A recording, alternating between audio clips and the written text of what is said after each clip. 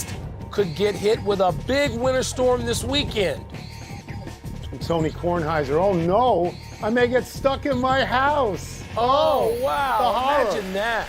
Yeah. What day? Yeah. I know you're like a weather forecaster. You're like a sanctioned weather forecaster. When is the nor'easter coming? Okay, well, I pay attention to the Capital Weather Gang in the Washington Post, and they say it's going to be very, very rough from New York up and into New England, but here in Washington, D.C., maybe a couple of inches. More out in Delaware, though. Maybe 5, 6 in Delaware. Welcome to PTI, Delaware. boys and girls. In today's episode, David Ortiz makes the Hall of Fame, Barry Bonds and Roger Clemens don't, and the Wizards blow a 35-point lead. But we begin today with Tom Brady and Aaron Rodgers and the possibility that neither will be back on their current football teams next year. Brady has said he might retire. Rodgers has said he doesn't want to be part of a rebuild in Green Bay and has also talked about walking away entirely. Rodgers has promised a quick decision. Brady is likely to take longer. Wilbon, do Rodgers and Brady's recent comments lead you to take more seriously that either or both might not be back with the same team next year? Well, Brady's do. Because, Tony, maybe you've seen that side of him. I haven't. I don't remember at any point thinking that Brady was just out there stumping, and I should just not pay attention to whether he'll play or not. It sounded to me, after the game immediately and then after that, it sounded like Brady is thinking, you know what? I've done this for a long time. And there's no other reason to do it except for chase Super Bowls, and I got more of those than anybody. Right, double and triple, right. Even some of the greatest players of all time, 7 times more of them than number 12 in Green Bay. So, yeah, I listened to Brady with a different ear this time. Rodgers, I told you a couple of days ago, I'm tired. I don't want to hear it. I'm tired of it. I'm not going to just hang on every word. He did make it sound like it'll be shorter this time, like it'll be concise. He'll make up his mind and give a decision that will also let the people dependent on him make up their minds if they've got deliberations. But it's Brady's words that sway me a little bit, maybe even more than a little bit. Yeah, we're going to concur on this. Aaron Rodgers, I believe, will play football next year, but maybe not in Green Bay. If you listen to him lately, he has talked about how much he likes the fans in Green Bay and how much he likes the management in Green Bay this year because of how accommodating they've been.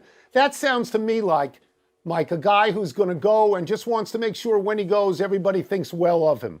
But like you, I'm stunned by Brady.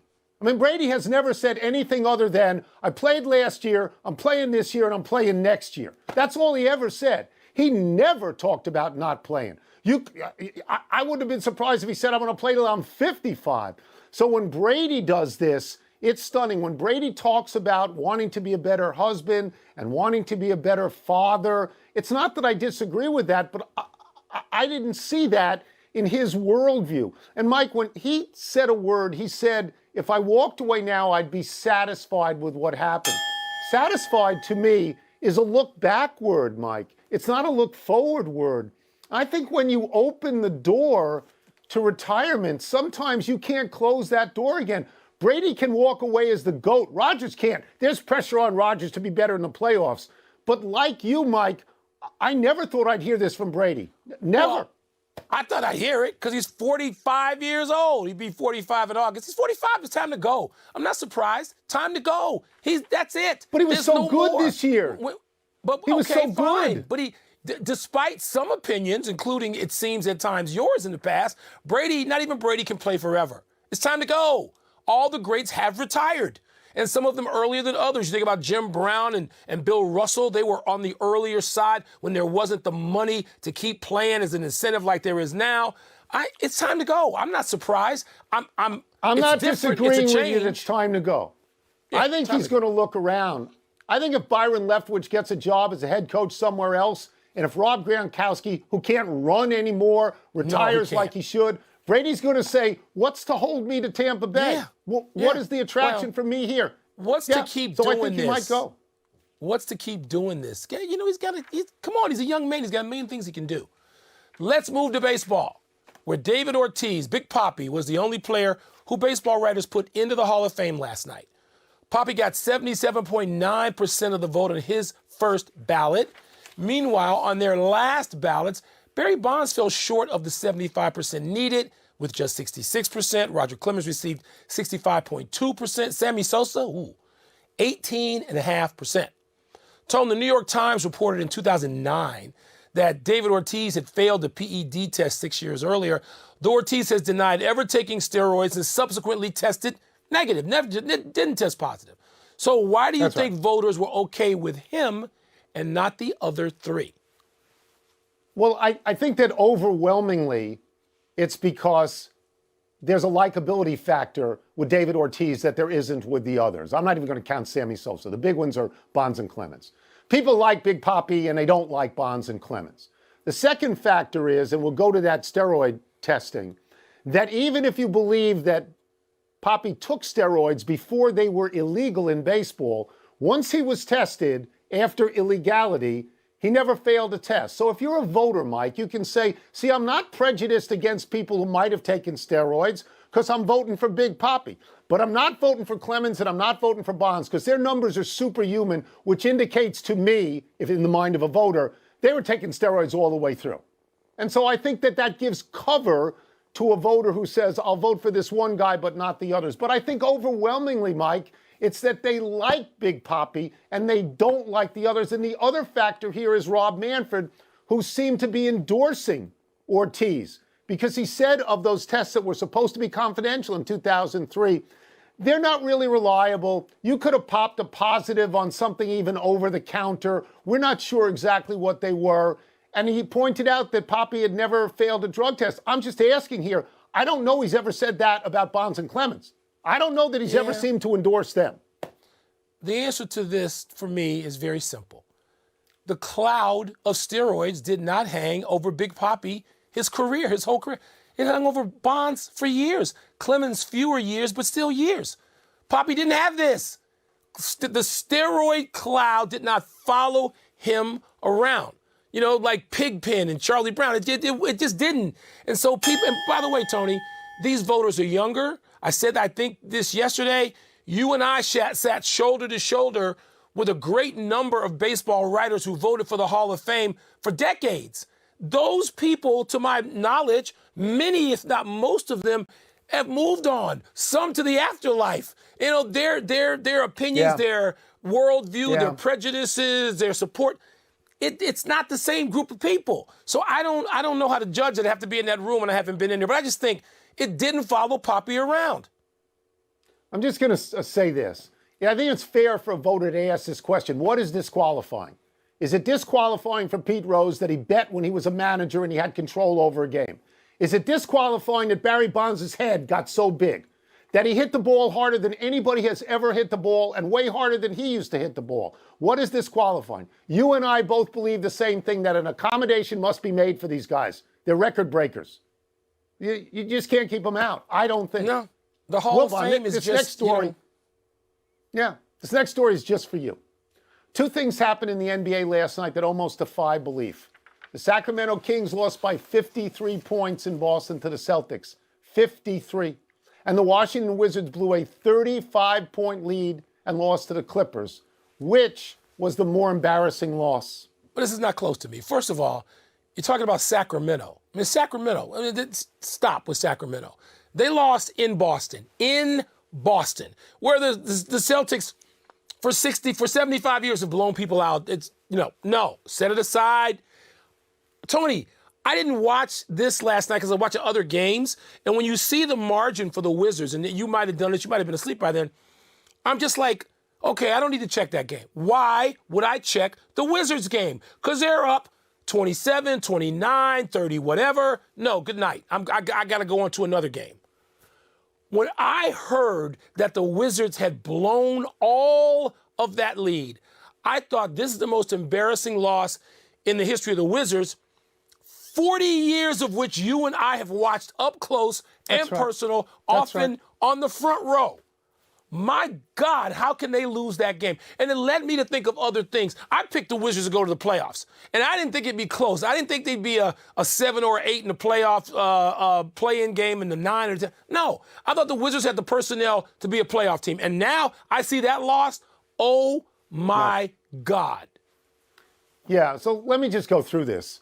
Losing by 53 is terrible. But earlier this year, Oklahoma City lost by 73. So it's just a lousy night. It's just a lousy night. What happened to the Wizards? They're up by 35. They're up. Well, let me get this straight, because you can't do that. They're up by 7. They're up by 6 points with 9 seconds to go. And Luke Kennard goes for 7 points on 2 threes and a foul shot. He hasn't done that since Duke. Was nobody bothering to guard this guy? 26 years ago, Mike, in 1996, a team blew a 36-point lead. That's a long time to have this happen to you. It's an amazing thing. The Wizards started out this year when we both loved them at 10-3. 10-3. They're 13-22 since. And by the way, Bradley Beal, how's this quote from Bradley Beal? I have no words beyond embarrassing. I was frustrated when I had to go back in. This should have been a game where the starters got their rest. You want rest, Bradley? Open up a mattress store. I mean, you were out there in the third quarter when they went for 40 against you. Don't just blame the subs. Everybody, right, Mike? Everybody on the team. No, I don't think he blamed the subs. I just think he was giving.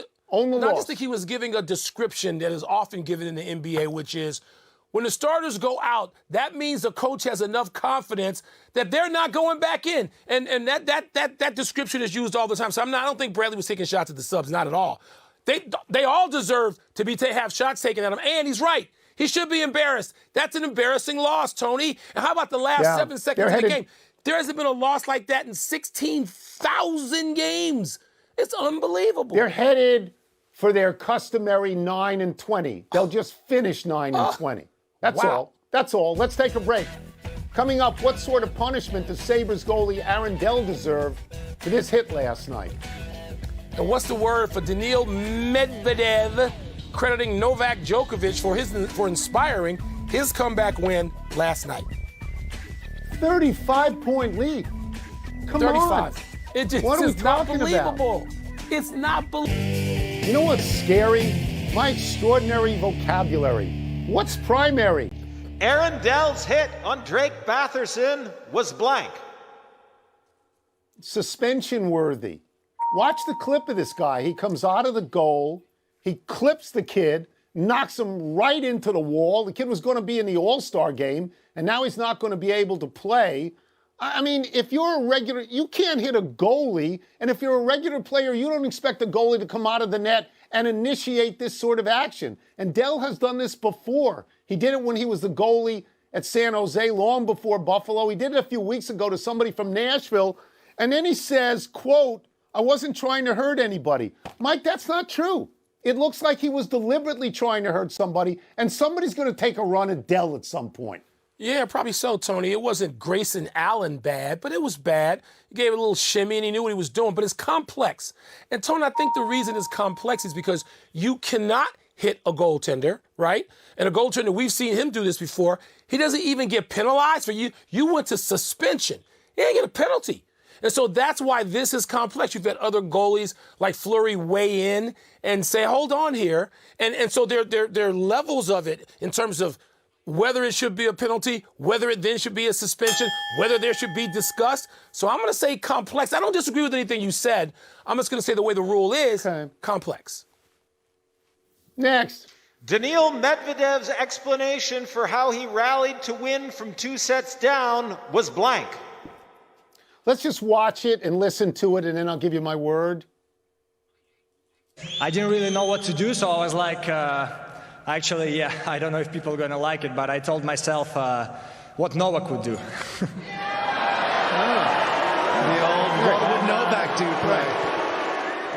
So he says, I don't know if people are going to like it. Did they like it? No, they didn't like it. The last person on earth they want to be referenced in Australia is Novak Djokovic. And so my word is provocative.